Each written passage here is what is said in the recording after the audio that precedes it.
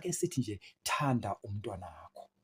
Siqhubeke bafethu, sibeke nje ime kanjalo, siphinde sikuphindele yona, thanda umntanakho. Umntwana bafethu yinto ebalulekile. Umntwana ubaluleke kakhulu mayeza emhlabeni, usuke une-reason.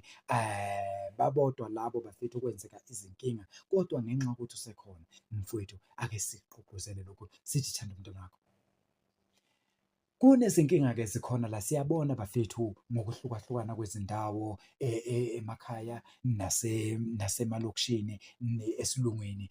Siyisho-ke le nto le bafethu, sithola abantwana bewuvanze, sithola abantwana begcwele yonke indawo, sithola abantwana kwenzeka yonke into le. Uthola ukuthi ngempela ngempela umzali ekhaya akafuni ngisho ukwazi ukuthi kwenzakalani.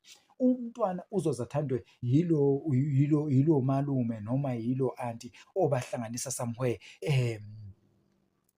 somewhere, uthole ukuthi umalume badlalisa ibhola, uthole ukuthi u-anti uyabaculisa, uthole ukuthi omunye wenza lokhuya nalokhuya nalokhuya. Kodwa sisho nakho-ke bafethu ukuthi umntwana akangaboni ukuthi uthandwa ngumalume obadlalisa ibhola, akangaboni umntwana ukuthi uthandwa ngu-anti obaculisayo, kodwa umntwana bafethu wabazali bakhe. Asikubeke lokho nje kube clear bafethu ukuthi umntwana owabazali bakhe.